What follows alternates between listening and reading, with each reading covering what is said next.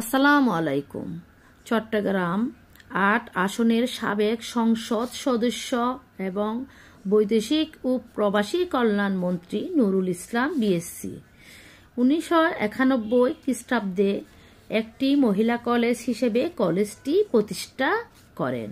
কলেজটি হল Hajera Taju degree college. ১৯৯৫ সালে ছেলে মেয়ে উভয়েই কলেজটিতে লেখাপড়ার সুযোগ করে দেওয়া হয়। নুরুল ইসলাম বিএসসি এর মাতা হাজেরা এবং পিতা তজু এর নামে নামকরণ করা হয় হাজেরা তজু ডিগ্রি কলেজ। বর্তমানে বাংলাদেশের চট্টগ্রামের পুরাতন চানগাঁও থানা বিএসসি চত্বরে অবস্থিত একটি বেসরকারি অনার্স লেভেলের ডিগ্রি কলেজ।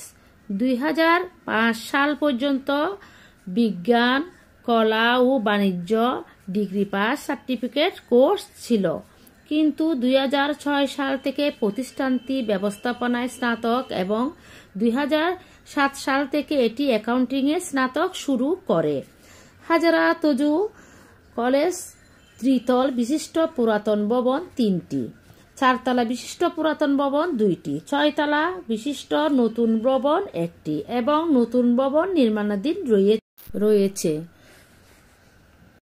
এছাড়াও হাজেরা তজু ডিগ্রি কলেজে রোভার স্কাউট গ্রুপ রয়েছে। হাজেরা তজুতে ন্যাশনাল ইউনিভার্সিটির অধীনে ছাড়াও উন্মুক্ত বিশ্ববিদ্যালয়ের অধীনে বিভিন্ন শ্রেণী কার্যক্রম পড়ালেখার সুযোগ রয়েছে।